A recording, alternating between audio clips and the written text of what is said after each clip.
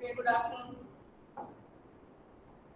So we were doing capital gains, and when we did last Monday, we had our last class where we studied about first provision to section 48. First provision to section 48 was there, which was having some rates. That was foreign transactions and how you will convert the foreign transactions into your Indian currency, and you will find out capital gains. So that was the last topic which we completed on last Monday. So today we will start from next topic. We will start from this topic, exemption from capital gains on transfer of foreign exchange assets in certain cases. So exemption, you don't have to give capital gains if you are transferring these shares in foreign exchange. Foreign exchange assets अगर आप transfer करेंगे तो आप if you fulfill these conditions तो capital gains में exemption है. First is applicable to non resident Indian. Obviously अगर foreign exchange assets होगा तो उसके लिए फर्स्ट क्राइटेरिया क्या है? Non resident Indian. That is an individual being a citizen of India और a person of Indian origin who is non resident. Non resident Indian मतलब citizen of India हो सकता है but he should not be the resident of India, और a person of Indian origin who is non resident. दोनों ही case में आपका non resident होना चाहिए, लेकिन ये क्या बोलते हैं, इंडियन सिटीजन हो सकता है.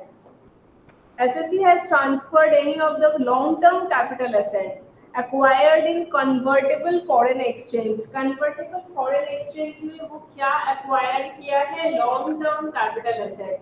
मतलब अगर short term हुआ तो ये conditions applicable नहीं है. तो मतलब आपका पहला नॉन रेसिडेंट इंडियन होना चाहिए, लॉन्ग टर्म कैपिटल एसेट होना चाहिए और कन्वर्टेबल फॉरेन एक्सचेंज होना चाहिए. अब क्या ट्रांसफर किया है? लॉन्ग टर्म कैपिटल एसेट में तो बिल्डिंग भी आता है, प्रॉपर्टी भी आता है, कोई प्लांट मशीनरी कुछ भी आ सकता है, बट यहाँ पे जो आपका एसेट्स बोला हुआ है ओनली दोज एसेट्स. यहाँ पे कौन सा एसेट्स बोला हुआ है? Shares in Indian company or debentures of Indian Public Limited Company, deposits with an Indian public company or central government securities. Central government securities मतलब गवर्नमेंट सिक्योरिटी बोल के इसको अपने गवर्नमेंट सिक्योरिटी जी सेट गवर्नमेंट सिक्योरिटीज को भी बोलते हैं. जैसे आपका कोई भी पब्लिक कंपनी शेयर्स इशू करता है, डिबेंचर्स इशू करता है, वैसे अगर गवर्नमेंट ऑफ इंडिया चाहे तो ये चीज जो वो लोग भी अपना सिक्योरिटीज इशू कर सकते हैं एंड यू कैन परचेज दो सिक्योरिटीज और उस पर आपको इंटरेस्ट मिलेगा. तो गवर्नमेंट जो सिक्योरिटीज इसको यूज करते हैं उसको गवर्नमेंट सिक्योरिटीज बोलता है जी सेट. आप इसका उसको शेयर्स या डिवेंचर्स इस डिफरेंट नेम्स नहीं है, उसका नाम एक ही है, इशूड बाय गवर्नमेंट, मतलब दोज आर गवर्नमेंट सिक्योरिटीज. तो अगर आप ये सब चीज you have transferred in your foreign exchange, convertible foreign exchange और long term capital, long term है, लॉन्ग टर्म तक आप इसको होल्ड करके आप इसको ट्रांसफर करते हैं, तो if you follow the conditions mentioned below आपको कैपिटल गेन्स एग्जेम्प्ट होगा. So these are the four assets. Within 6 months of transfer of original asset. आप क्या किए, एसएससी ट्रांसफर किया shares, debentures, deposit, central government securities. ये चार चीज particularly suppose पहले ए ट्रांसफर करता है, ठीक है, इसको जब ए ट्रांसफर करता है तो अपने ये फर्स्ट ट्रांसफर है, इसीलिए इसको ओरिजिनल एसेट्स बोल रहे हैं।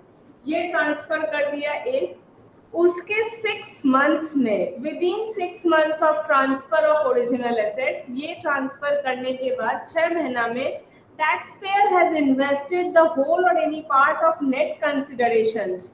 इसमें ट्रांसफर करके ए को जो नेट कंसिडरेशन मिला सपोज बी से, इसको नेट कंसिडरेशन ऑब्वियसली अगर ये ट्रांसफर किया है तो इसको कुछ पैसा मिलेगा, वो पैसा ये क्या करता है, इन्वेस्ट कर देता है विद इन 6 months। इन्वेस्ट कहाँ करता है, सपोज वो कोई और इन्वेस्ट करता है होली और पार्टली। सपोज उसको 1 लाख रुपया मिला है, वो या तो 50,000 इन्वेस्ट करता है, या 75,000 इन्वेस्ट करता है, या पूरा 1 लाख रुपया इन्वेस्ट करता है। इसमें से कुछ भी होली और पार्टली मतलब या तो पूरा पैसा इन्वेस्ट करता है या part of the money invest करता है। कहाँ इन्वेस्ट करता है, shares of Indian company, debentures of Indian company, deposits with in public Indian public limited, central government का सिक्योरिटीज या नेशनल सेविंग सर्टिफिकेट्स। जो चीज बेचा है वो चीज बेच के जो पैसा आया है उसको 6 months में वापस वही चीज खरीदने में अगर वो इन्वेस्ट करता है तो उसमें आपको कैपिटल गेन्स होगा। जब वो ट्रांसफर करेगा, सपोज वो 1 लाख रुपीस जो उसको मिला, ऑब्वियसली सपोज उसका कॉस्ट था 75,000, उसमें कोई इम्प्रूवमेंट या कुछ करके टोटल कॉस्ट सपोज 80,000 है, तो 20,000 इज योर कैपिटल गेन्स। इस पे आपको टैक्स चार्ज होगा under the head capital gains, लेकिन ये 20,000 में टैक्स चार्ज नहीं होगा। कब नहीं होगा, जब वो वापस उसी मनी को, इस 1 लाख को इन्वेस्ट कर देता है उन्हीं थिंग्स में जो वो बेचा था। शेयर्स इन इंडियन कंपनी बेचा था, वो इन्वेस्ट करता है shares in Indian company. Debentures, like ऐसा नहीं है कि शेयर्स का पैसा शेयर्स नहीं, इसमें से चारों में वो कुछ भी बेचे और फिर इन पांचों में वो कुछ भी खरीदे। दैट मीन्स इसका पैसा ऊपर में चारों में से कोई भी चीज से आया हुआ पैसा नीचे जो 5 चीज है उसमें कोई भी चीज में जा सकता है।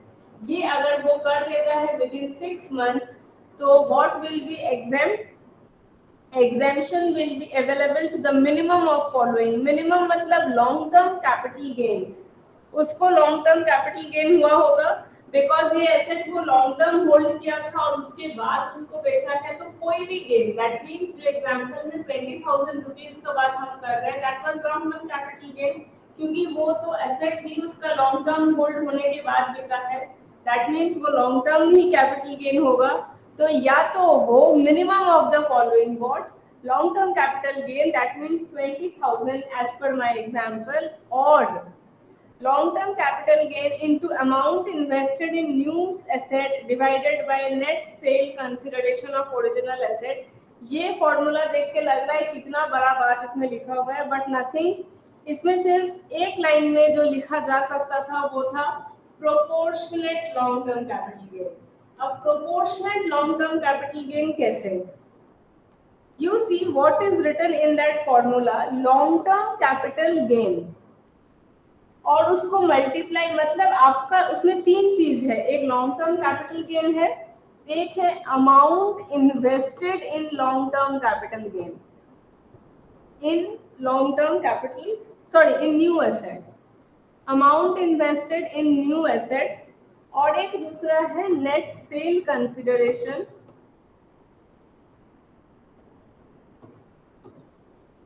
net sale consideration of on transfer of original asset, on transfer of original asset।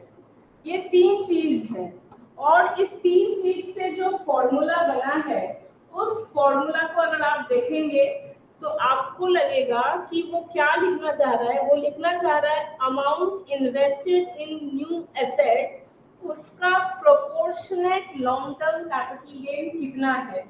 Because you see suppose what you are investing in new assets, आपका वो जो ट्रांजैक्शन था उसमें 1 लाख आपका कंसिडरेशन था, सपोज 1 लाख, और आपका सपोज 20,000, सॉरी 20,000 होगा ये, 20,000 आपका वो था, क्या बोलते हैं, लॉन्ग टर्म कैपिटल गेन था, और आपका sale consideration, net sale consideration 1 lakh, और आप इन्वेस्ट कितना किए न्यू एसेट से, सपोज नेट सेल कंसिडरेशन का आप 80,000 इन्वेस्ट किए, ओके।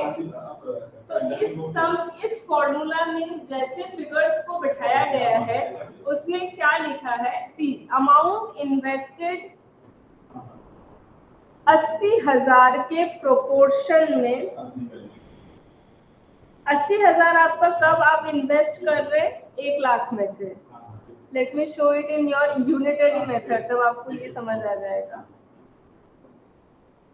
1 लाख जब आपका सेल कंसिडरेशन था, आप इन्वेस्ट किया 80,000, और आपका लॉन्ग टर्म कैपिटल गेन्स कितना होता है, लॉन्ग टर्म कैपिटल गेन्स होता है 20,000। तो 80,000 के लिए 1 lakh was your net sale consideration, तो 20,000 आपका कैपिटल गेन्स आया है। तो एक्चुअली 80,000 के लिए कितना कैपिटल गेन्स आएगा, मतलब 1 लाख से जब आपका 1 लाख था नेट सेल कंसिडरेशन, उसमें 80,000 इफ यू इन्वेस्ट, 80,000 इन्वेस्ट किया, मतलब 1 लाख का कितना परसेंट इन्वेस्ट किया, this much 80,000 by 1 lakh, this much percent you invested, इसका मतलब लॉन्ग टर्म का कितना परसेंट इन्वेस्ट किया है, 80,000 by 1 lakh into 20,000।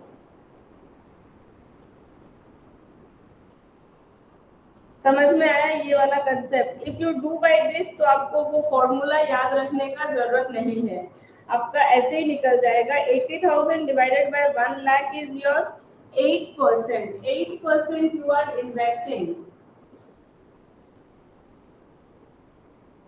सॉरी 80% आप इन्वेस्ट कर रहे हैं।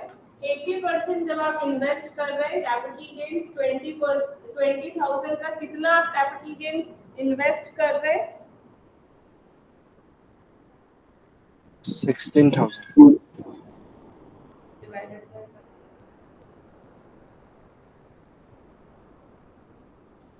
20,000, मतलब ओनली 16,000 एक्चुअली आपका जो लॉन्ग टर्म कैपिटल गेन्स है उसमें से सिर्फ आप 16,000 आप इन्वेस्ट कर रहे हैं।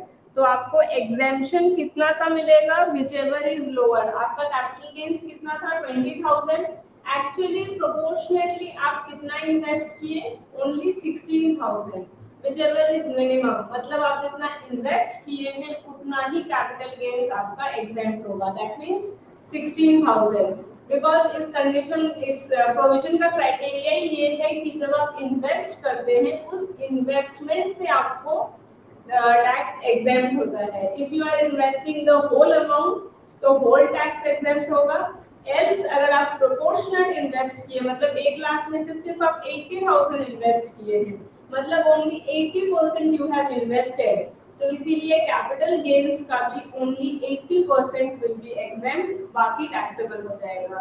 इसीलिए यहाँ पे लिखा है लॉन्ग टर्म कैपिटल गेन, और ये फॉर्मूला मतलब proportionate long term capital gain. इस फॉर्मूला को अगर आप देखेंगे तो इसका, इस फॉर्मूला का यही मतलब निकल के आता है, proportionate capital gain.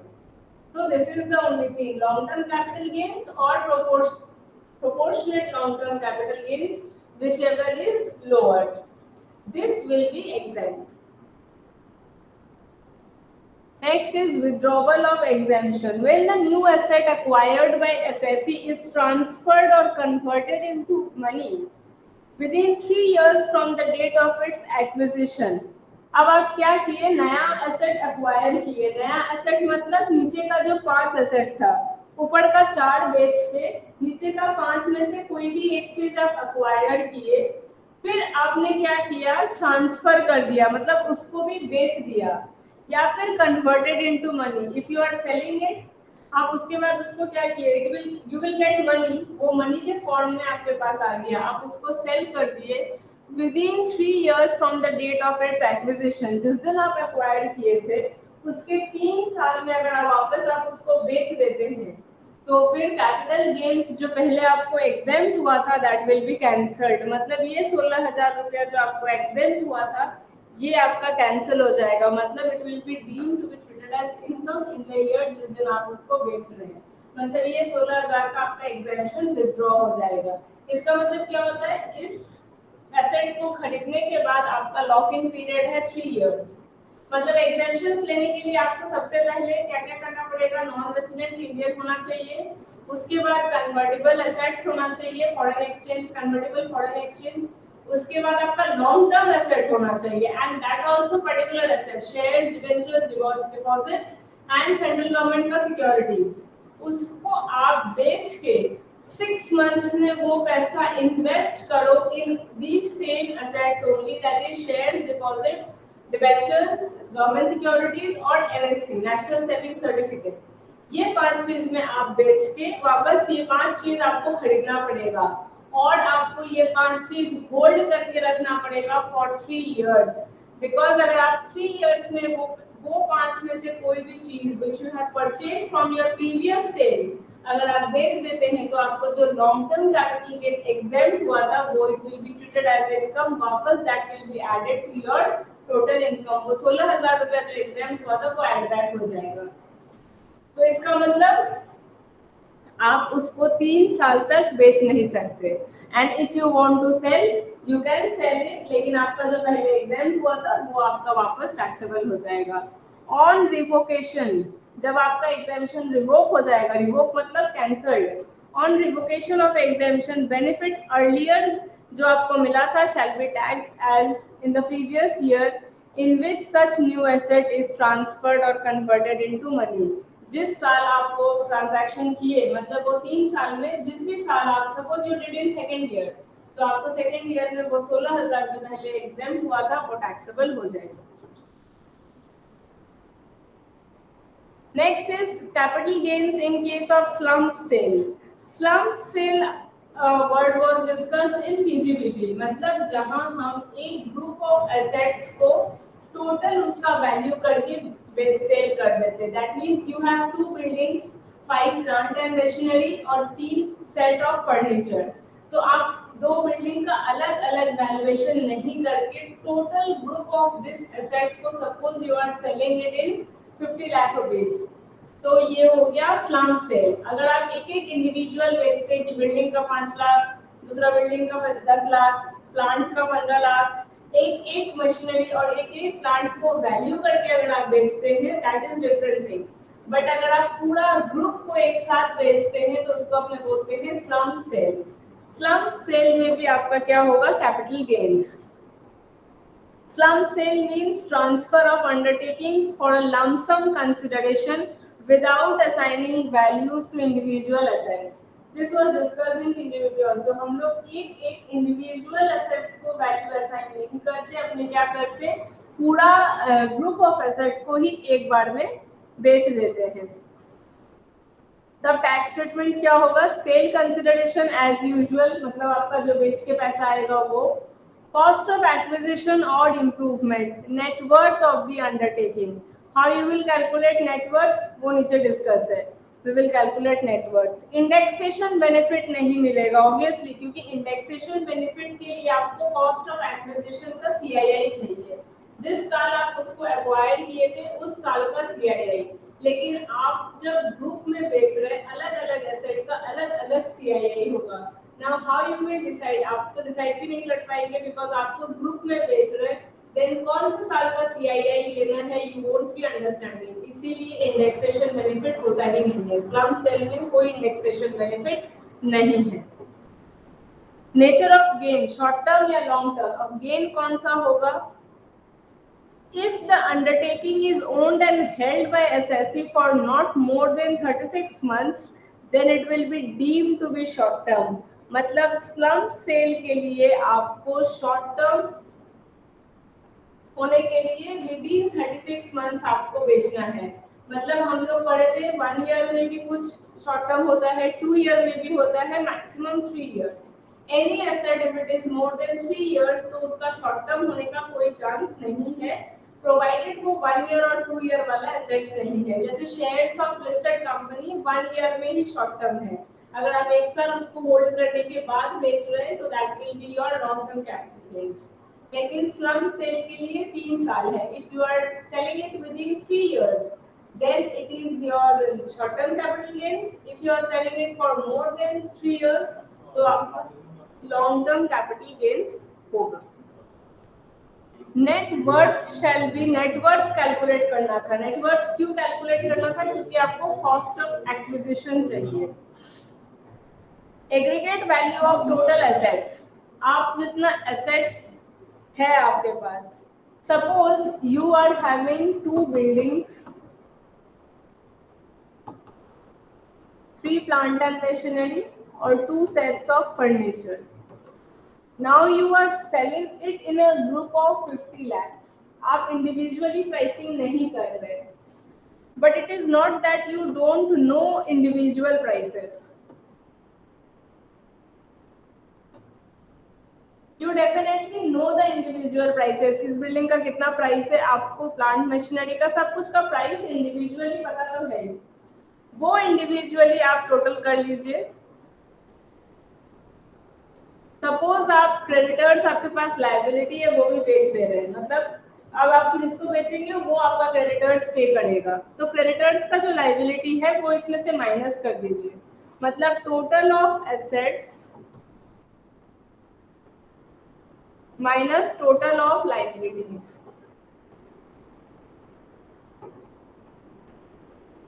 Value of liabilities, जितना भी लायबिलिटीज है माइनस कर दीजिए, जो आपका आएगा दैट इज नेटवर्थ। ऐसे में नेटवर्थ क्या होता है? Your assets minus your liabilities is your net worth. Net worth मतलब आपका financially what is your worth, what is your value. मतलब आपके पास फॉर एनी पर्सन का नेटवर्थ क्या होगा? जो भी उसका अर्निंग्स है, उसका एसेट्स है, प्लस उसका माइनस उसका लायबिलिटीज, जो उसको बाहर देना है, जो दे दिया, the balance is your net worth, that determines your value financially. तो दैट्स व्हाई स्लम सेल में भी वही है, total of assets in the undertaking उस ग्रुप में। ऑलवेज रिमेंबर, ये जो स्लम सेल का जब बात हो रहा है तो we are talking about group of assets, उस ग्रुप को ही यहाँ पे अंडरटेकिंग बोलता है। Value of liabilities of such undertaking as appearing in books of accounts, ये आपका आता है net worth. Now what is revaluation? Revaluation you have read in accounts. Revaluation मतलब कोई भी asset, कोई भी liability को revalue करना। Suppose 10 साल पुराना बैलेंस शीट बुक्स में लिखा हुआ एक बिल्डिंग का वैल्यू है 10 लाख रुपया। Now today अगर आप उसको वापस वैल्यू करवाएंगे तो मे बी उसका वैल्यूएशन आएगा 15 लाख रुपीस। तो ये 5 लाख से आपका रिवैल्यूएशन अकाउंट के through the value of asset will increase, इसको बोलता है रिवैल्यूएशन। तो ये जो चेंज इन वैल्यू है दैट विल बी इग्नोर्ड। जब आप नेटवर्थ यूज करेंगे, रिवैल्यूएशन की वजह से अगर आपका एसेट्स का वैल्यू में चेंज आया है that will be ignored. Depreciation कैसे लेंगे? डेप्रिसिएशन लेने के लिए for depreciable assets you have to take the WDT of block of assets. Block मतलब एज पर income tax you always refer as block of assets. फिर capital assets in respect of which the whole और expenditure has been allowed deduction under section 3580। Section 3580 PGDP में था, जहां आपको 100% reduction मिलता था कैपिटल एक्सपेंडिचर पे, तो इसीलिए ये बोल रहा है कैपिटल एसेट्स 100% एक्सपेंडिचर का रिडक्शन आपको मिला है कैपिटल एसेट्स के लिए, वो आपको कुछ नहीं लेना है, नील। और अदर एसेट्स आपको नील क्यों लेना है? बिकॉज आपके पास कुछ है नहीं उसका वैल्यू, आप जितना का एसेट लाए थे उसका 100% डिडक्शन आप ऑलरेडी ले चुके हैं, that means you don't have the value, क्योंकि वो पूरा माइनस हो चुका था, इनकम टैक्स में अलाउ हो चुका था। नील एंड अदर एसेट्स का book value of all such assets, whatever the book value is there, आप अपना बुक्स में जितना वैल्यू लिख रहे हैं वो you will include while calculating aggregate value of total assets. Stock का क्या करेंगे आप? In case of slump sale no profit under PGBP shall arise even if stock is transferred. Suppose इस एसेट्स में, मेरे एग्जांपल में बिल्डिंग प्लांट मशीनरी और furniture था, सपोज किसी का ये स्टॉक है, ये स्टॉक भी आप बेचेंगे, तो दैट डजंट मीन कि स्टॉक बेच के जो पैसा आएगा उसको आप पीजीबीपी में ट्रांसफर करेंगे, because you can not identify कि ये सपोज 50 लाख जो हम मिला है, इस 50 लाख में स्टॉक के लिए कितना मिला है, यू कैन नॉट आइडेंटिफाई, क्योंकि आप इंडिविजुअली किसी को मार्क नहीं किए थे। तो इसीलिए आप स्टॉक का वैल्यू आइडेंटिफाई नहीं कर सकते, इसीलिए वो पीजीबीपी में कितना आएगा आप वो भी डिटरमाइन नहीं कर सकते, इसीलिए वो आपका कैपिटल गेन्स में अंडर स्लम सेल ही टैक्सेबल हो जाएगा।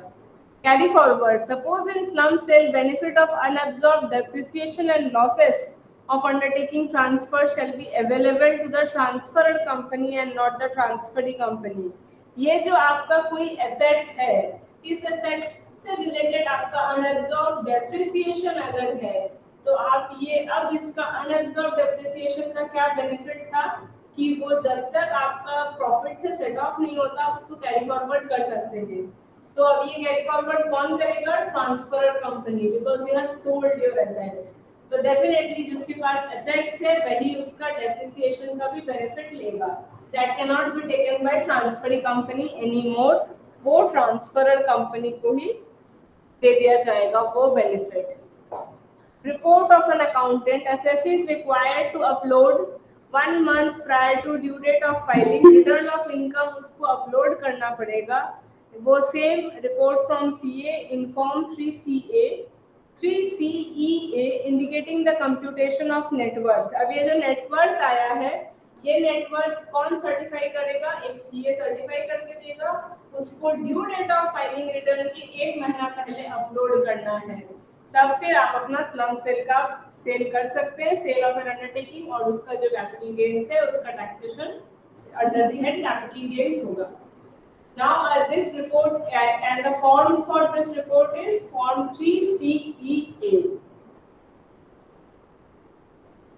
अब now illustration 16. Illustration 16 में see you have been given different assets. Now during the year 2021 company sold one of its undertaking, मतलब कंपनी के पास बहुत सारा अंडरटेकिंग है, उसमें से one of the undertaking बेचा है। As it was continuously generating loss, अब वो अंडरटेकिंग वो क्यों बेच दिया? क्योंकि उस अंडरटेकिंग में सिर्फ लॉस हो रहा था लास्ट 5 साल से।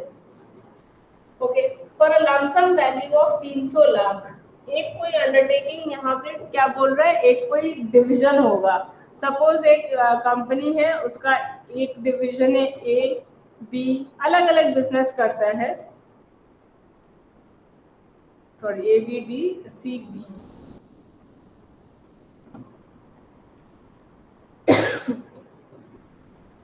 ओके, अलग अलग बिजनेस करता है। जैसे suppose Tata group, Tata group के पास बहुत सारा बिजनेस, ऑटोमोबाइल का बिजनेस है, फिर ग्रोसरीज का बिजनेस है, टाटा सॉल्ट, फिर आपका एयरलाइन का बिजनेस है, अलग अलग ग्रुप्स है। तो उसमें से सपोज कोई एक ग्रुप लॉस मेकिंग में चला गया, वो लास्ट 5 साल से लॉस मेकिंग है, तो अब उसको रख के फायदा नहीं है, इसीलिए he is it is selling, x limited is selling it's one of the undertaking, और वो अंडरटेकिंग है इसीलिए उसमें एसेट और लायबिलिटी दोनों होगा। वो सब कुछ को बेच रहा है कितना में? टोटल नेट कंसिडरेशन 300 लाख रुपए में, without assigning value to each individual assets. अब इस लाइन से आपको समझ में आएगा, without assigning value to individual assets and liabilities, इस लाइन से आपको समझ में आएगा कि ये स्लम सेल का केस है। बुक वैल्यू आपको दिया हुआ है, now land machinery furniture stock debtors creditors, brokerage on transfer paid is 5%, मतलब ये 5% क्या है? This is your expense related to transfer which you have to deduct from net sale consideration. Now see land, land is your non depreciable asset, तो non depreciable asset के लिए आपको book value लेना है। बुक वैल्यू क्यों लेना है? क्योंकि आपको पहले जब आप पढ़े थे आप उसमें था रिवैल्यूएशन का इफेक्ट नहीं आता।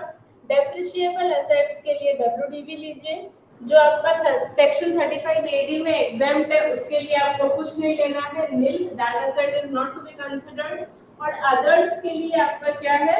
book value. So land is a non-depreciable asset. That's why it falls in the category of other assets. आपका book value कितना है 50 lakhs. Land 50 lakhs. Stock आपको book value लेना है 30 lakhs. Debtors also 40 lakhs because it is non-depreciable. Machinery और furniture आपको depreciable है इसीलिए WDV लेना है as per IT Act. क्या है as per IT Act 60 और 90 respectively. Now the total of all these is 270 lakhs. उसमें से आप अपना liability minus कर दीजिए. That is your creditors 50 lakh का. तो 270 में से 50 गया 220 lakh is your net worth. Now ये net worth आपका निकलने के बाद you have to calculate capital gains. Capital gains कैसे निकलेगा? आपका sale consideration कितना था? 300 lakh rupees. उसमें से आपको expense related to transfer minus करना है. टू ट्रांसफर कितना है 5%. 5% ऑफ 300 लाख मतलब 15. So this is your net actual net consideration. इसमें से आपको loss cost of acquisition minus करना है. Now keep it in mind indexation होगा नहीं बिकॉज स्लम सेल में इंडेक्सेशन होता नहीं है. 220 that means 65. 65 आपका कौन सा होगा लॉन्ग टर्म या short term? Long term. Because ये कब से होल्ड करके रखा है ये अंडरटेकिंग को 5 साल और 5 साल से लॉस मेकिंग है. इसका मतलब लास्ट 5 इयर्स से लॉस मेकिंग है इसमें लिखा हुआ है. That means it's very clear कि मिनिमम 5 साल तो होल्ड किया ही है. सपोज उसके पहले से भी अगर कर रहा है तो आपको सिर्फ मिनिमम 36 मंथ्स चेक करना है. आप 36 मंथ्स चेक कर लिए. 36 मंथ से ज्यादा है 5 years. That means this 65 is your long term capital gains. Okay. तो ये slump cell is very easy. इसमें कुछ नहीं है बस आपको नेटवर्थ वाला जो है वो आपको थोड़ा सा क्लियर करना है कि डेप्रिशिएबल में आप आईटी एक्ट के हिसाब से जो वैल्यू है वो लेंगे और अदर्स के लिए you have to take book value. See in this sum book value के साथ मार्केट वैल्यू भी दिया हुआ है but you don't have to see the market value. या तो आपको बुक वैल्यू लेना है या आपका डेप्रिशिएबल होगा तो WDV as per IT act लेना है. सो डोंट गेट कंफ्यूज्ड कि मार्केट वैल्यू भी दिया हुआ है. Market value is just given to check कि आपको पता है कि नहीं कौन सा वैल्यू लेना है. Just to confuse and check. तो इसमें बुक वैल्यू लेना है for non depreciable assets. Next is valuation of consideration in case of land and building और बोथ. मतलब आप अगर लैंड एंड बिल्डिंग का वैल्यूएशन करवा रहे हैं या बोथ मींस लैंड पे बिल्डिंग है दोनों का एक साथ valuation. Now see capital asset being land और बिल्डिंग और बोथ आपका क्या हो रहा है ट्रांसफर. मतलब you are selling it. Value adopted or assessed by stamp duty authority. Stamp valuation authority जो आपका म्यूनिसिपैलिटी में या जो आपका लैंड रेवेन्यू के एक्ट में जो स्टैम्प वैल्यूएशन होता है लैंड का that exceeds 110% of actual consideration. मतलब आपको जो कंसिडरेशन मिलेगा उससे 110% अगर स्टैम्प वैल्यूएशन से ज्यादा आए. Suppose you are getting a consideration of 1 lakh rupees और इसका वैल्यूएशन जब हुआ इसका तो पता चला कि ये कितना वैल्यू का है. तो 1 लाख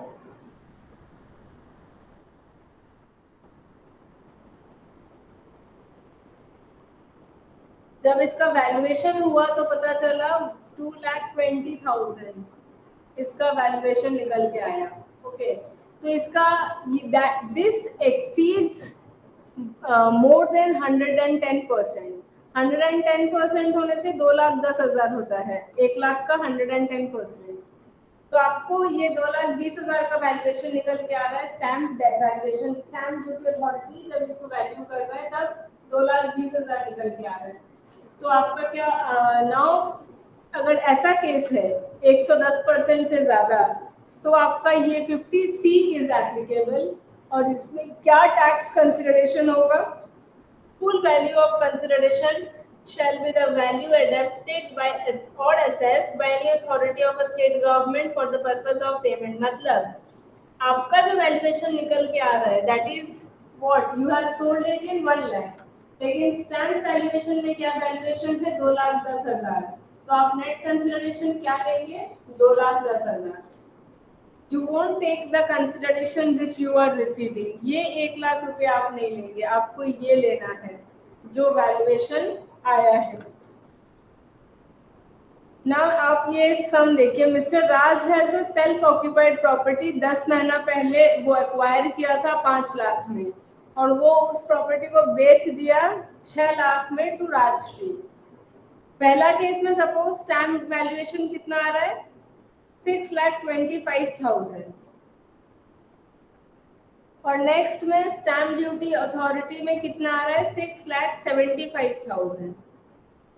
नाउ सेल कंसिडरेशन क्या होगा आपका, सी एक्चुअल कंसिडरेशन इज 6 लाख, दोनों के लिए दोनों केस में आपका एक्चुअल कंसिडरेशन 6 लाख है, लेकिन value adopted for stamp duty दोनों का दिया हुआ है 6,25,000 6,75,000। नाउ जो 6,25,000 है that does not exceed 110% of actual consideration. What is your actual consideration 6 lakh, उसका 110% कितना होगा 6,60,000।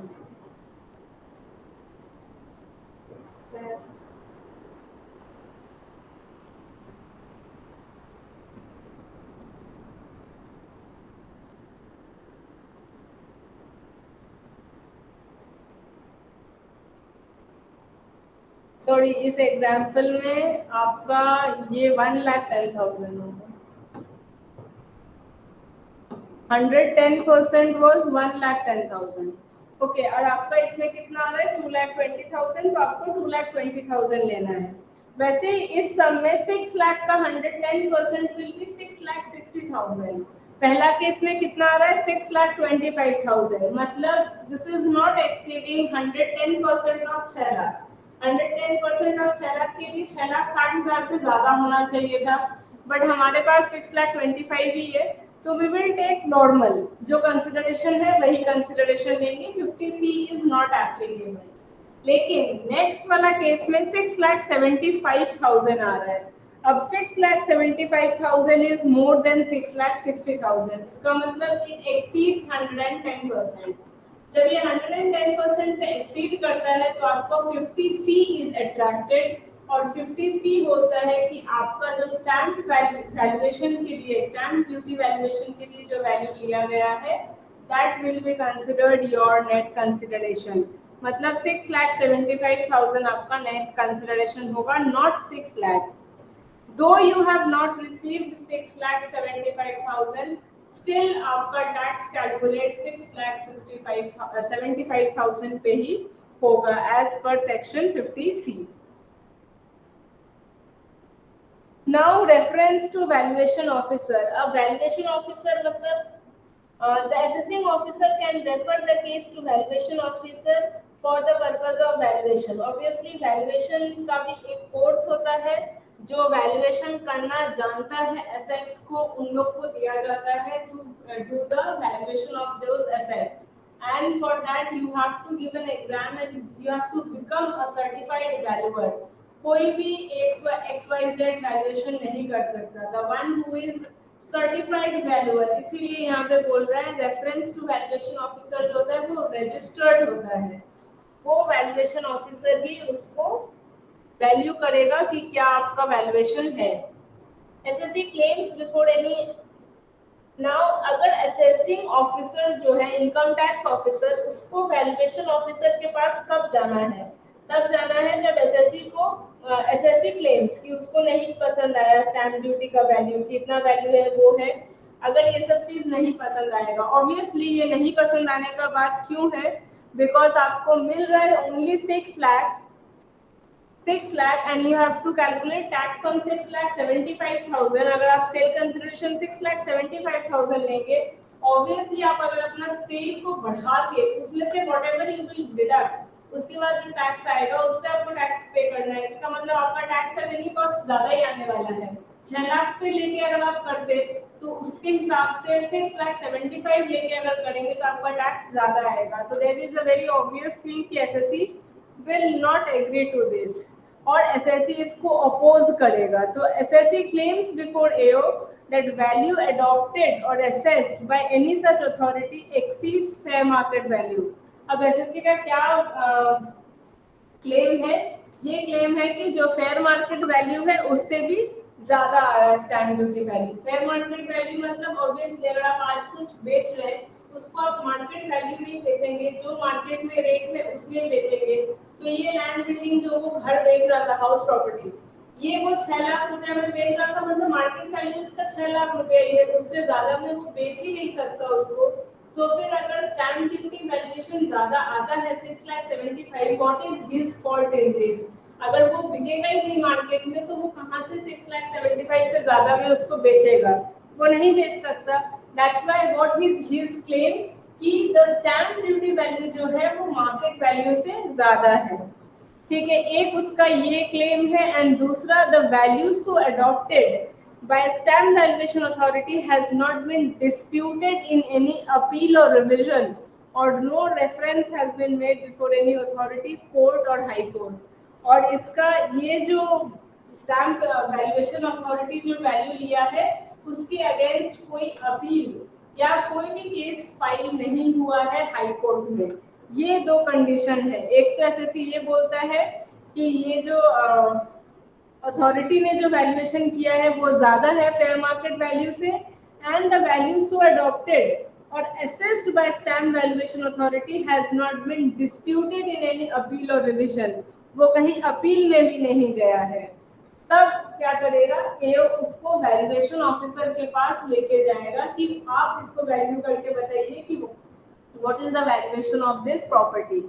Now, if value determined by valuation officer exceeds value adopted, now what happened? Stamp duty value में आया था 6,75,000 और जब वैल्यूएशन ऑफिसर के पास वो लोग गया तो वैल्यूएशन ऑफिसर और ज्यादा उसको वैल्यू करके बताता है कि नहीं, ये प्रॉपर्टी का तो 7 लाख रुपीस आना चाहिए. Now, what will be the result? Value adopted or assessed for the purpose of stamp duty value shall be taken as full value consideration. तो आप अगर क्लेम करते हैं और उसके बाद वैल्यूएशन ऑफिसर के पास जाते हैं एंड वैल्यूएशन ऑफिसर और ज्यादा वैल्यू कर देता है कि नहीं 6,75,000 भी कम है, एक्चुअल वैल्यूएशन तो 7 लाख होना चाहिए, तो what you will do? You have to settle with stamp duty value. यहाँ पे आपको रिलैक्सेशन है कि वैल्यूएशन ऑफिसर का नहीं माना जाएगा, जो आपका स्टैम्प वैल्यूएशन अथॉरिटी ने बोला है वही आप मान लेंगे, दैट इज 6,75,000. नाउ अगर वैल्यूएशन ऑफिसर का डज नॉट एक्सीड, तब आपको वैल्यूएशन ऑफिसर का जो वैल्यू है वही डिटरमाइन, वही आपको सेल कंसिडरेशन लेने का बेनिफिट है. मतलब वैल्यूएशन ऑफिसर के पास अगर आप जाते हैं तो आपका विन विन है दोनों साइड में. कैसे? अगर वैल्यूएशन ऑफिसर ज्यादा वैल्यू भी कर दिया तो भी आप you don't have anything to lose, क्योंकि आपको तो पता ही है हम 6,75,000 में टैक्स दे रहे हैं. You don't have anything to lose over there because you are prepared कि 6,75,000 में गया हमको टैक्स देना ही है. You are just going to valuation officer to save yourself कि आपको कुछ गेन हो जाए. लेकिन अगर वैल्यूएशन ऑफिसर का भी ज्यादा आता है, 6,75,000 से भी ज्यादा आता है, तो आपके पास खोने के लिए कुछ नहीं है. आपको पता है आपको 6,75,000 में देना है. बट अगर आपका वैल्यूएशन ऑफिसर के पास जाने से कम हो जाता है तो आपको कम में टैक्स देना है. तो बोथ साइड में it's a win win for you, because for the previous one कुछ ज्यादा आपसे चार्ज नहीं किया जाएगा, बिकॉज आपका 6,75,000 पे ही टैक्स लगेगा. और अगर कम कर देता है वैल्यूएशन ऑफिसर, देन तो obviously it's a very good thing, आपको कम पे टैक्स देना पड़ेगा.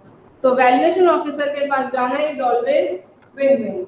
लेकिन वैल्यूएशन ऑफिसर के पास आप तभी जा सकते हैं जब आप ये प्रूफ कर सकेंगे कि फेयर मार्केट वैल्यू से ज्यादा है स्टैम्प ड्यूटी वैल्यू, और स्टैम्प ड्यूटी वैल्यू को पहले कभी भी कोई भी कोर्ट में डिस्प्यूट नहीं किया गया था. क्योंकि अगर कोर्ट में डिस्प्यूट किया गया होता तो उस टाइम में उसका एक सोल्यूशन निकल के ऑलरेडी आ जाता. तो एज पर दैट सोल्यूशन जो होता है you have to take that course of action. तो अगर कोर्ट में नहीं गए हैं and you don't have any solution to this issue, then you can go to valuation officer. और वैल्यूएशन ऑफिसर के पास जाने से यू डोंट लूज एनीथिंग। ऐसा कुछ नहीं है कि 6,75,000 का अगर वैल्यूएशन ऑफिसर 7 लाख कर देगा तो आपको 7 लाख पे टैक्स देना है, वो तो आपको करना ही नहीं, आपका तो 6,75,000 की लिमिट है। लेकिन अगर कम कर दिया तो आपको टैक्स कम पे देना पड़ेगा। Difference in date of agreement and date registration. Now what is happening? Date of agreement. See, where the date of agreement fixing the amount of consideration. Suppose आज हम आपके साथ डील करते हैं कि हम आपको ये लैंड और building I will sell it to you, and today I am fixing the amount of consideration. Suppose 10 lakh rupees. एक और एक क्या हो सकता है? Date of registration. सपोज ये सेल हुआ 4 दिन बाद और उस दिन ये प्रॉपर्टी आपके नाम पे रजिस्टर्ड हुआ और उस दिन का वैल्यूएशन आता है मतलब सपोज हाँ 2 डेट अलग है, तो अगर 2 डेट अलग होगा तो हो सकता है कि वैल्यूएशन में भी फर्क आ जाए। If these 2 dates are not same, the amount of consideration or part thereof has been received by way of account pay check or account pay bank draft or on before the date of agreement or transferred। ये दोनों date same नहीं है। Suppose आप क्या कर रहे हैं, आप एग्रीमेंट में जाते हैं ऑन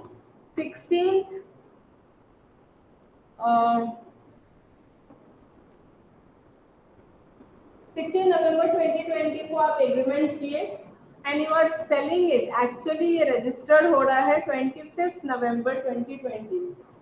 नाउ व्हाट हैपेंस, ये दोनों डेट अलग है और इसमें सपोज बीच का कोई डेट में आपको कंसिडरेशन मिल गया। हो सकता है कि कंसिडरेशन पार्ट पेमेंट या सम अमाउंट या होल पेमेंट कुछ भी आपको पहले मिल गया है इन बिटवीन दीज 2 डेट्स। और वो डेट कौन सा था? उस दिन ना ही आपका एग्रीमेंट हुआ है ना ही रजिस्ट्रेशन हुआ है। तो असेसिंग ऑफिसर क्या करेगा? द वैल्यू अडॉप्टेड और assessed by stamp valuation authority on the date of agreement may be taken for the purpose of full consideration। तो अगर स्टैम्प और वैल्यूएशन अथॉरिटी जो है वो कौन सा डेट को लेगा? एग्रीमेंट जिस दिन हुआ था उस दिन भी आपको पैसा नहीं मिला, जिस दिन रजिस्ट्रेशन हुआ है उस दिन भी पैसा नहीं मिला, बीच में कोई एक दिन में सपोज आपको पार्ट पेमेंट में भी पैसा मिल सकता है। बीच में ये जो 4-10 दिन था, सपोज उस 10-8-9 दिन में आपको ब्रेक कर करके पैसा मिला है, तो कौन से डेट का वैल्यूएशन अथॉरिटी वैल्यू करेगा? स्टैम्प वैल्यूएशन अथॉरिटी कौन से डेट का वैल्यूएशन करेगा? वो जिस दिन एग्रीमेंट हुआ था उस डेट में क्या वैल्यू है वो वैल्यूएशन करेगा। मतलब 16 इस डेट में क्या वैल्यू था, स्टैम्प ड्यूटी अथॉरिटी को इसी वैल्यू इसी डेट का वैल्यू से मतलब है। If the value adopted for stamp duty purpose is revised in any appeal या कोई रिविजन हाई कोर्ट में कहीं भी अगर ये रिवाइज होता है, assessment earlier made shall be amended to recompute। I said you अगर कोर्ट में चला जाता है और अगर कोर्ट में वो रिवाइज हो जाता है वैल्यूएशन, तो आपका जो भी आप वैल्यूएशन लेके अपना कैपिटल गेन्स कंप्यूट किए थे वो आपको भी रिवाइज करना पड़ेगा। तो इसीलिए था कि अगर कोर्ट में नहीं जाता है then you can take the way to valuation officer, लेकिन अगर कोर्ट में चला जाता है तो आपका जो कोर्ट का डिसीजन है accordingly you have to act.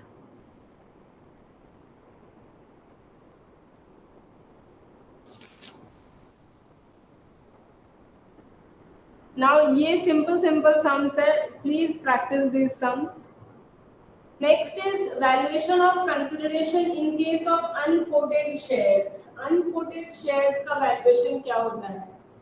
Quoted shares मतलब ये जो रिकॉग्नाइज्ड स्टॉक एक्सचेंज में लिस्टेड है और वो टाइम टू टाइम कोट होता है। कोट मतलब उसका price time to time up down होता है या कोटेशन इज अवेलेबल। अनकोटेड मतलब जिसका जो शेयर्स में ऐसा नहीं होता।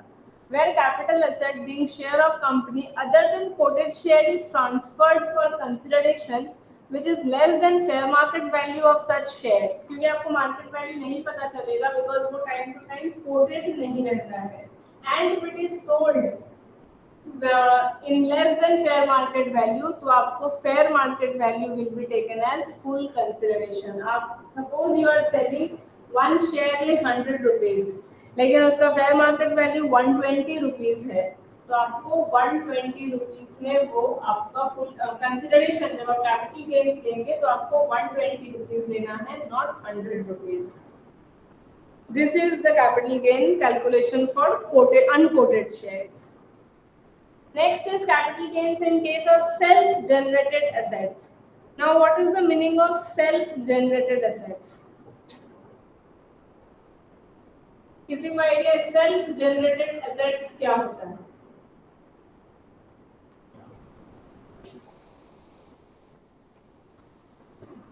Self-generated asset होता है goodwill.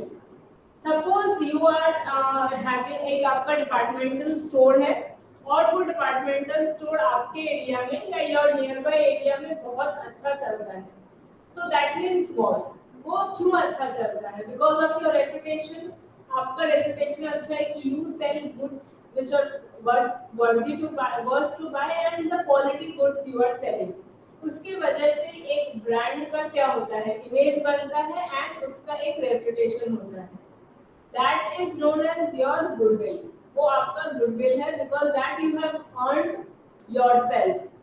आप ये नहीं किसी से खरीद के लाए हैं या ना ही मैन्युफैक्चर किए हैं. This is something which you have earned because of your hard work या because of your maintenance of quality and your way of selling. आप ये goodwill you have earned for yourself. So this reputation को भी अपने value करते हैं in accounts and we record it under the head goodwill, under the head assets. Asset के head में intangible assets में आप गुडविल को रिकॉर्ड करते हैं। Now these are known as self generated assets, मतलब जो एसेट आप खुद अपने लिए बनाए हैं, not united you have purchased not you have manufactured.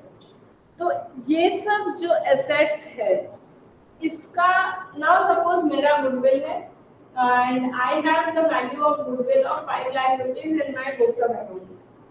Now ऐसा ही एक पास में suppose after a period of distance एक और person wants to open a departmental store, but he knows कि इस एरिया में मेरा departmental store चलता है, उसका वहाँ से कोई सामान नहीं लेगा, तो वो क्या करेगा? वो मेरा नाम लेके बेचेगा कि I am selling the products which I have purchased from that person only. Now you cannot use my name like that only. हम अपना नाम या मेरा जो right है, that is my goodwill which is earned on my hard work, उसको illegally कोई ऐसे ही use करके अपना सामान नहीं बेच सकता। तो वो क्या करेगा? वो मेरे से मेरा गुडविल परचेज करेगा and he will pay amount to me to purchase that goodwill. इस टाइम पे ये क्या होता है? For that ex person, for me it was self generated goodwill, लेकिन for that person it becomes purchased goodwill.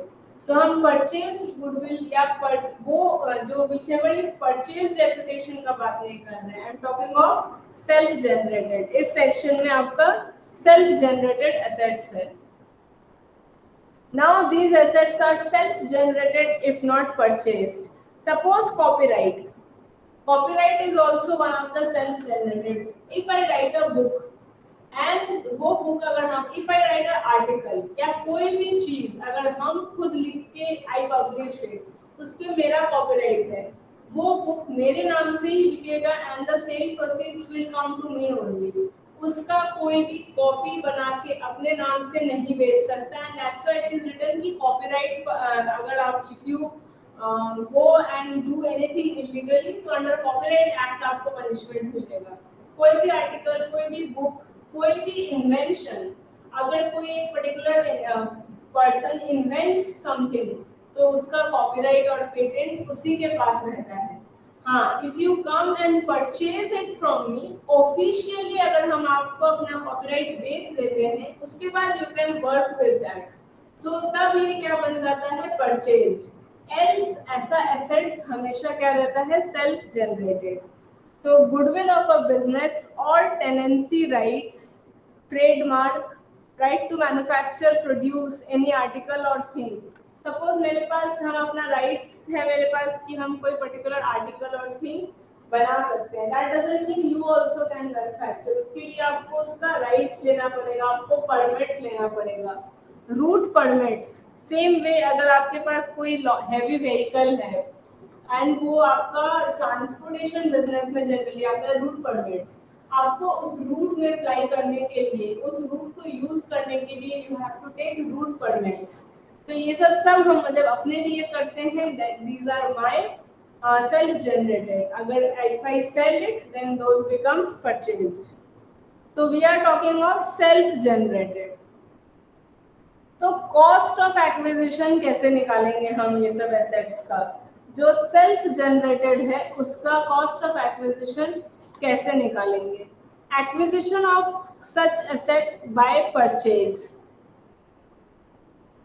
तो आपका परचेज प्राइस है। नाउ सेल्फ जनरेटेड एसेट्स का परचेज प्राइस कहाँ से आप लेके आएंगे? तो उसमें आपको वो वैल्यूएशन लेना है which you are considering perfect. आपको आपका वैल्यूएशन खुद करना है कि ऐसा बिजनेस है तो हमारा गुडविल कितना हो सकता है, या वैल्यूएशन ऑफिसर से या कोई वैल्यूअर से भी आप वैल्यूएशन करवा सकते हैं कि दिस इज माय बिजनेस, तो इसके हिसाब से मेरे को कितना गुडविल बुक्स में रिकॉर्ड करना चाहिए।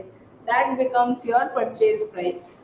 In any other cases not being asset falling under 49 subsection 1, उसमें आपका कॉस्ट ऑफ एक्विजिशन नहीं। नाउ सेल्फ जनरेटेड अगर आपका बिफोर 1/4/2001 है, if aforesaid assets are developed or purchased before 1/4/2001, option of adopting fair market value shall not be applicable and even in such case cost of acquisition shall be computed।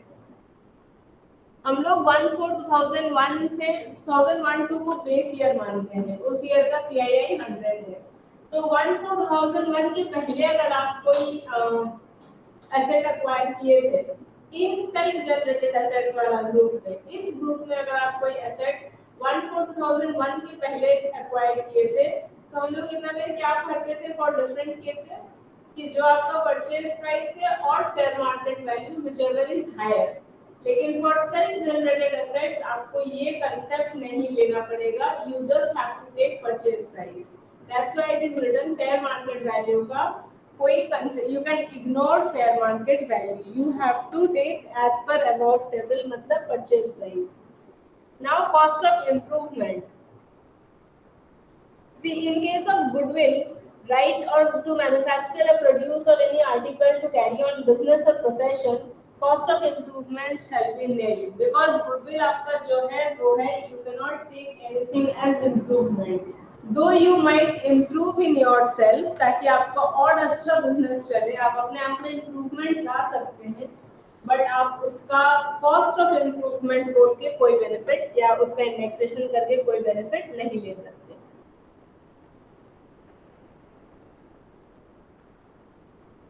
Now you see one more thing, यहाँ पे जो है ये जो 7 चीज है यही आपका सेल्फ जनरेटेड एसेट्स में कंसिडर होगा। सपोज आपको बोनस मिलता है, बोनस शेयर्स मिलता है, नॉट बोनस दैट सैलरी वाला बोनस नहीं, bonus shares.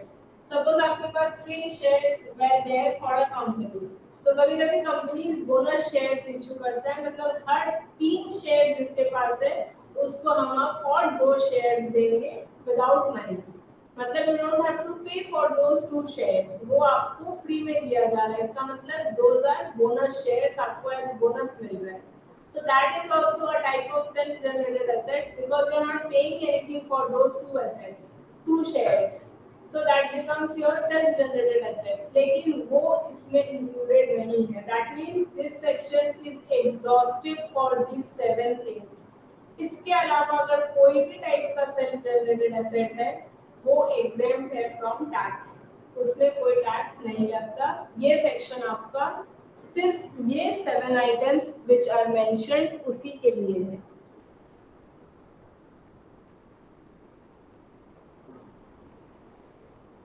Now, goodwill of a business, right to carry on business or profession, right to manufacture any article, sale consideration आपका actual आएगा, cost of acquisition nil, obviously आपका self generated goodwill है, उसका cost of acquisition will be nil।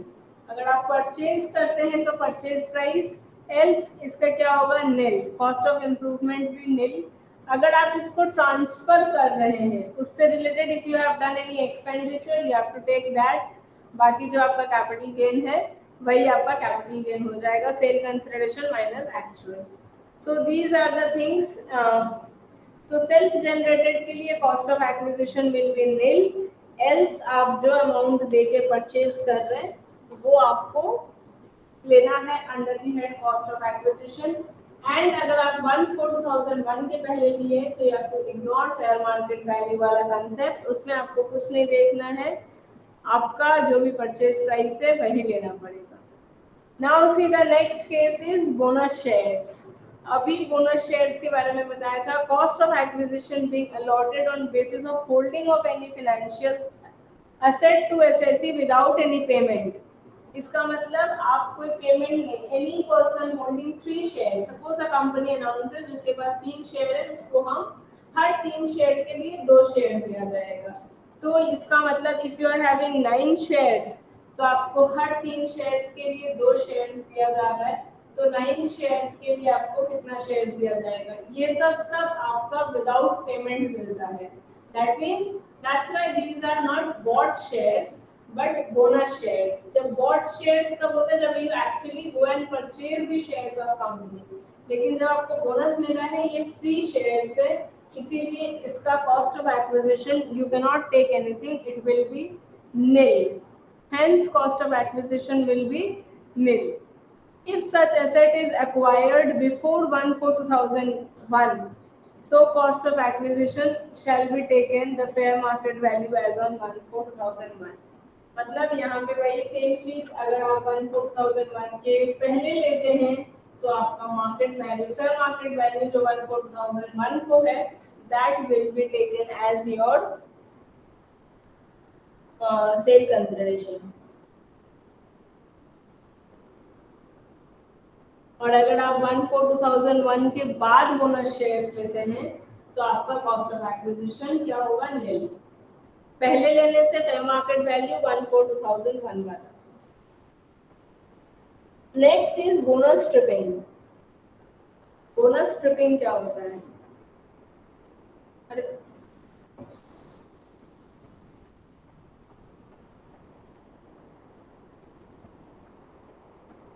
conditions for applicability, where any person buys or acquires any units within a period of 3 months prior to record date, such person is allotted bonus units on such date.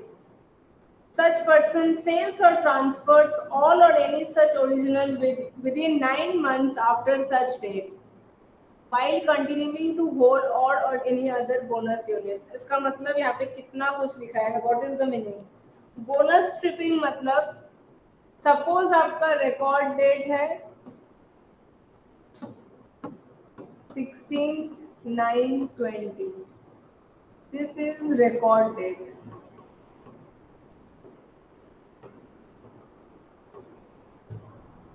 एक minute,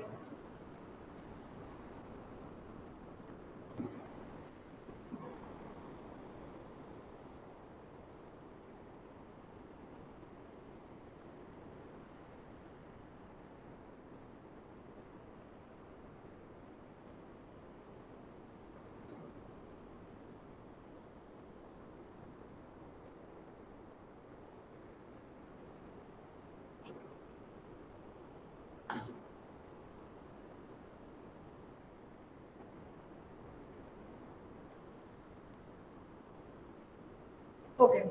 so what is there now, bonus stripping. Bonus stripping में क्या है, आपका record date.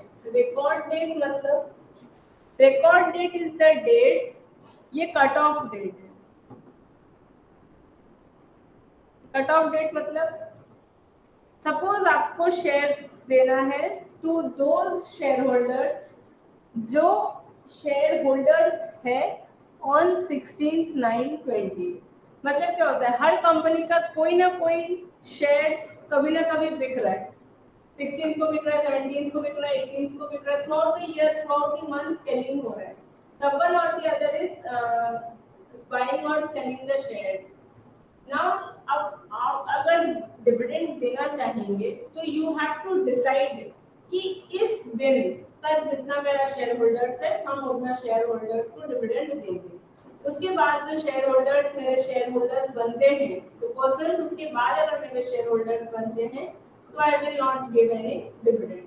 Now that cut off date या that record date suppose is 16 सितंबर 16 सितंबर 2020 को ये कट ऑफ डेट आपका रिकॉर्ड डेट है। Any person buys or acquires any within 3 months prior to this record date, मतलब 16th जून जुलाई अगस्त सितंबर प्रायर टू 3 months 3 महीना पहले अगर कोई शेयर खरीदा है 3 महीना मतलब ये या फिर सपोज 15 जून 2020 कभी भी 3 महीना पहले अगर कोई शेयर खरीदा है और उसके बाद वो क्या किया है उसको 16 तारीख को बोनस मिल गया, बोनस शेयर्स मिल गया। आई मीन यहाँ पे सपोज वो 10 शेयर्स खरीदा था और कंपनी का पॉलिसी आया हर शेयर होल्डर्स को हर 2 शेयर होल्डर को हम 1 शेयर्स देंगे। मतलब इसके पास अगर 10 शेयर्स था तो इसको 16 तारीख को 9th मतलब 16 सितंबर को इसको 5 शेयर और मिलेगा और वो 5 शेयर क्या है बोनस शेयर्स। नाउ ये जो पर्सन है एक्स ये क्या करता है इस डेट से विद इन 9 मंथ्स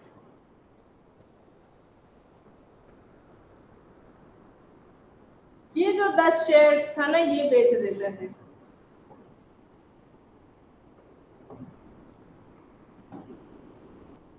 तो ये लेकिन ये 5 शेयर इसके पास है ओरिजिनल शेयर्स वो बेच देता है।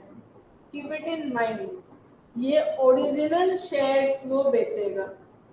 मतलब 3 महीना पहले खरीदा उसको बोनस मिला और 9 मंथ में वो ओरिजिनल शेयर्स बेच दिया। मतलब जिसमें उसको बोनस मिला था वही शेयर्स वो बेच देता है। This is known as bonus stripping. इस मेथड को या इस प्रोसेस को अपने क्या बोलते हैं bonus stripping. Now what happens loss if any arising to account on such purchase and sale of original assets. ये ओरिजिनल एसेट्स इस दिन खरीदा 15 तारीख को और यहाँ पे आके वो बेचा इसको तो या तो लॉस उसको अराइज होगा या प्रॉफिट अराइज होगा। सपोज लॉस अराइज होगा it will be ignored and deemed to be the cost of purchase or acquisition of such bonus unit held on the date of transfer। मतलब क्या बोलता है अगर कोई लॉस अराइज हो जाता है तो वो लॉस को लॉस नहीं मान के हम लोग ये मानेंगे कि that is the cost of acquisition for these 5 shares. मतलब ये 10 शेयर को बेच के यहाँ पे अगर आपको लॉस होता है तो हम उसको लॉस नहीं मानेंगे उसको ये मानेंगे कि ये 5 शेयर्स खरीदने का कॉस्ट ऑफ एक्विजिशन है। मतलब cost of acquisition of bonus shares. See the next example. Mr. A purchased illustration 20 5,000 units of mutual funds. किस दिन खरीदा वो 10th अक्टूबर को 80 रुपया करके। Now on 1st और नवंबर मतलब 10th अक्टूबर को खरीदा और 1st नवंबर को fund declares 4 bonus units for every 5 units held। मतलब हर 5 के लिए वो 4 देगा। मतलब 5,000 यूनिट्स अगर उसको है तो आप कैलकुलेट कर लीजिए एज पर यूनिटरी मेथड उसको कितना बोनस शेयर्स मिलने वाला है या यूनिट्स मिलने वाला है। यहाँ पे यूनिट्स का है।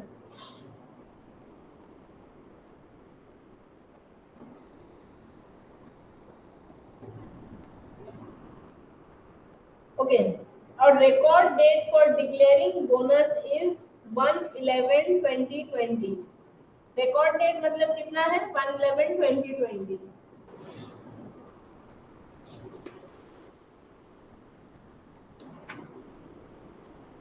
एक मिनट ये विद इन 3 मंथ्स था ना यहाँ पे 17 जून होगा डेट। ओके, आपका रिकॉर्ड डेट क्या है? 1/11/2020।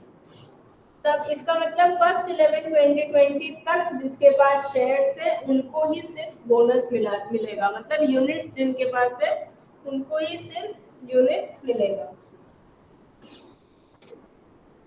नाउ यहाँ पे क्या लिखा है? On 1/12/2020 mister A sold 2500 original units at 20 rupees में वो 2500 यूनिट्स बेच दिया। मतलब उसको 9 मंथ्स में बेचना था फ्रॉम रिकॉर्ड डेट। तो रिकॉर्ड डेट कितना है? 1 नवंबर, और वो बेचता है 1 दिसंबर को, विद इन 9 मंथ्स। नेक्स्ट वो बेचता है 10 जनवरी को, that also with in 9 months. उसके बाद वो बेचता है फरवरी में, और उसके बाद वो बेचता है मार्च में। All units sold to his friend. Capital gain आपको कंप्यूट करना है। The capital gain on transfer of 2500 original units, जो एक 12 को बेचा था, उसका क्या होगा? सेल कंसिडरेशन तो आपको वही लेना है 2500 इनटू योर ओरिजिनल यूनिट्स जो आपका है, less cost of acquisition. Cost of acquisition कितना लेंगे आप? 80 रुपीज के हिसाब से, बिकॉज वो 10 अक्टूबर 2020 को 80 रुपीज के हिसाब से खरीदा था। तो 2500 shares into 80 rupees. Now you see, उसके पास ओरिजिनल यूनिट्स कितना था? ओनली 5000। उसके पास सिर्फ 5000 ओरिजिनल यूनिट्स था, और यहाँ पे बोला है कि हर 5 fund declares 4 bonus shares for every 5। हर 5 के लिए 4 बोनस शेयर्स देगा। तो इसको कितना बोनस शेयर्स मिला होगा? 4000 बोनस शेयर्स मिला होगा। इसका मतलब इसके पास टोटल 4000 शेयर्स है। टोटल इसके पास 9000 शेयर्स है, बट ओरिजिनल यूनिट्स यही है 5000। और ये जो बोनस स्ट्रिपिंग का लॉस था, वो लॉस आपको कब होता है? ओरिजिनल यूनिट्स बेच के। मतलब ये 5000 बेच के ये 4000 बेच दिए अगर आप, तो नहीं होगा, बिकॉज यहाँ पे लिखा है you have to sell original units and continue to hold bonus units. मतलब ये 4000 आपके पास होना चाहिए, ये 5000 आप बेच देंगे। Very good. ये 5000 जब तक हम बेचेंगे तब तक मेरा जो लॉस होगा उसको हम लोग क्या बोलेंगे? लॉस नहीं बोल के कॉस्ट ऑफ एक्विजिशन मानेंगे फॉर 4000 शेयर्स। ठीक है, ये है ओरिजिनल यूनिट्स। ना वो पहला 2500 जब बेच देता है उसके पास सिर्फ 2500 ही बच रहा है। ठीक है, पहला 2500 बेच दिया। कितना में बेचा वो? 20 रुपीज में, और खरीदा था 80 रुपीज में। मतलब उसका 1.5 लाख रुपया का लॉस है। सी, वो लॉस आपको लॉस नहीं बोला जा रहा है, वहां पे क्या लिख रहा है? Cost of bonus units as per above provision section 94(a). मतलब इस प्रोविजन के हिसाब से, बोनस स्ट्रिपिंग के हिसाब से ये कॉस्ट है बोनस यूनिट्स का। दैट मींस 4000 शेयर्स का कॉस्ट पकड़ लिए इसको। above loss shall be ignored। ठीक है, अगर हम बोलते हैं तो हमारा ऐसे, अगर हम बोले कि हमारा जो पहला 1,50,000 रुपीज का लॉस आया है, इसका मतलब ये लॉस अगर हम 4000 के लिए पकड़ते हैं तो मेरा लॉस कितना होगा? 1.5 लाख बाय 4000। एक यूनिट का कॉस्ट ऑफ एक्विजिशन कितना आएगा? अगर आप 1.5 लाख को पकड़ेंगे cost of acquisition of 4000 units, तो आप एक यूनिट का कितना आएगा कॉस्ट ऑफ एक्विजिशन, आप पता कर सकते हैं। Now this is 37.5। अब नेक्स्ट क्या बोल रहा है? वापस वो 10 जनवरी को बेचता है 1000 बोनस यूनिट्स। नाउ सी, वो 10,000 कहां से बेचा है? Bonus units. मतलब पहला 2500 वो यहाँ से बेचा है, लेकिन दूसरा 1000 जो 10 तारीख को बेचा है वो यहाँ से बेचा है। मतलब जब वो यहाँ से बेच रहा है तब आप उसको लॉस कंसिडर करेंगे, not cost of acquisition. Now what you will do, ये 1000 शेयर्स वो कितना में बेचा है?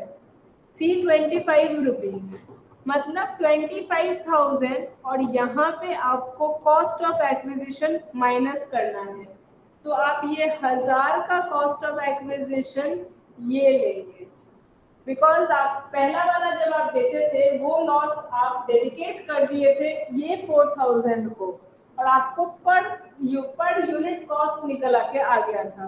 तो 1000 इंटू 37.5 आपको ये निकालना है, this becomes your cost of acquisition. तो आपको 12,500 का लॉस है, और इसके लिए हम लोग लॉस वर्ड लिखेंगे because this was sold from these 4,000 units. Next क्या बोलता है? नेक्स्ट बोलता है कि वापस वो ए सोल्ड ऑन 12 फरवरी, वो वापस 2,500 शेयर्स बेचा है, सॉरी यूनिट्स बेचा है 30 रुपया करके।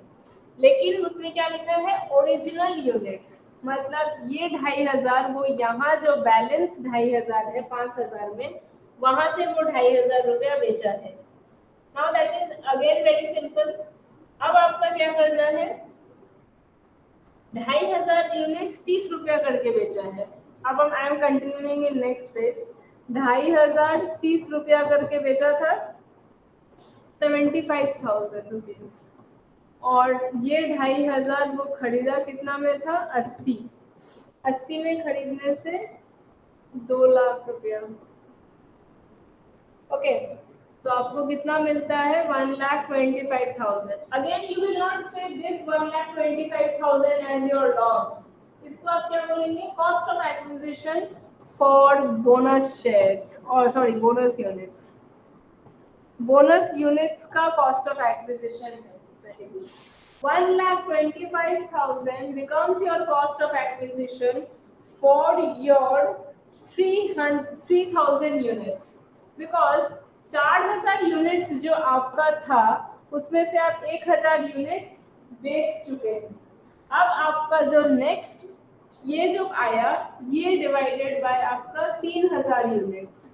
तो ये 3,000 यूनिट्स को अगर आप डिवाइड करेंगे तो आपका कितना बनता है? If you divide 1,25,000 divided by 3,000 units, so your per unit cost is 41.67. अब now what becomes your cost for 3,000 units? Cost of 3,000 units becomes your first 37.5 plus 41.67. ये जो इसका टोटल कॉस्ट होगा that becomes your cost of units for these 3,000 shares. मतलब 37.5 plus 41.67 आपका आता है 79.17। अब आपको कॉस्ट ऑफ एक्विजिशन ये लेना है। अब आप कॉस्ट ऑफ एक्विजिशन 37.5 भी नहीं ले सकते और 41.67 भी नहीं ले सकते। दोनों कॉस्ट ऑफ यूनिट्स को आपको टोटल करना है, और ये लेफ्ट 3,000 बोनस शेयर्स को अगर आप कभी बेचेंगे तो आपका कॉस्ट ऑफ एक्विजिशन इसके हिसाब से आएगा। मतलब अगर आप कभी वो 3,000 शेयर्स को बेचेंगे तो 79, this will be your cost of acquisition. This is a bit confusing. आपका कॉस्ट ऑफ एक्विजिशन हमेशा चेंज होते रहेगा फॉर बोनस यूनिट्स। अगर आप ओरिजिनल यूनिट्स को बेच के लॉस कमा रहे हैं, वो लॉस आपको कॉस्ट ऑफ यूनिट्स में ट्रांसफर करना है ऑफ बोनस यूनिट्स। इसीलिए सी इन दिस एग्जांपल लास्ट में है कि वो 3,000 यूनिट्स 45 रुपीज में शेयर बेच दिया। 3,000 यूनिट्स को 45 रुपीज में अगर बेचा है तो you can see sale consideration लिया है 3,000 इंटू 45, और आपका कॉस्ट ऑफ एक्विजिशन लिया है 2,37,510, and that gives you your short term capital gain.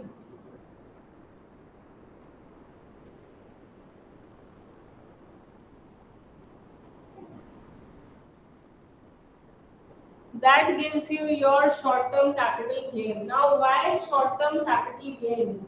यहाँ पे gain क्यों बोल रहे हैं? Because ये जो cost of acquisition है ये आपका virtual cost of acquisition है, not your actual cost of acquisition. क्योंकि ये 4000 यूनिट्स खरीदने के लिए एक्चुअल में आपको कोई भी पेमेंट नहीं करना पड़ा है।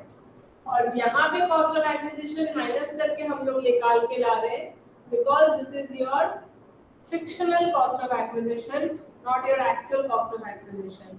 इसीलिए दो वहाँ पे लॉस आता है, they are saying short term capital gain.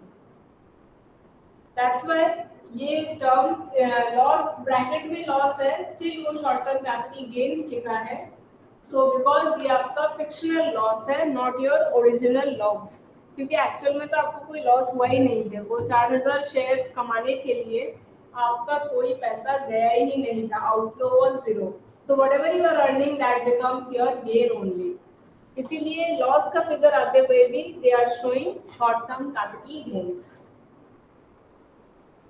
और जो illustrations है, please practice those illustrations, and if you have any doubt you can ask। और from आज यहीं तक रहते हैं, because this topic bonus stripping खत्म हो गया है, और इसके बाद नया टॉपिक आज स्टार्ट नहीं कर रहे हैं आपका। आई थिंक कैपिटल गेन्स में अभी भी 2 क्लास तो और लग ही जाना चाहिए, 2 से ज़्यादा भी लग सकता है।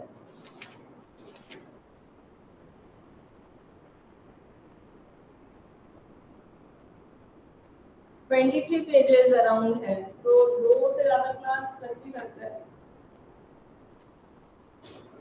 So okay, for today till here only. Thank you. Okay, और आज आपको और कोई क्लास नहीं होगा, so you can बंद कर देना ना। Okay, you can leave the call.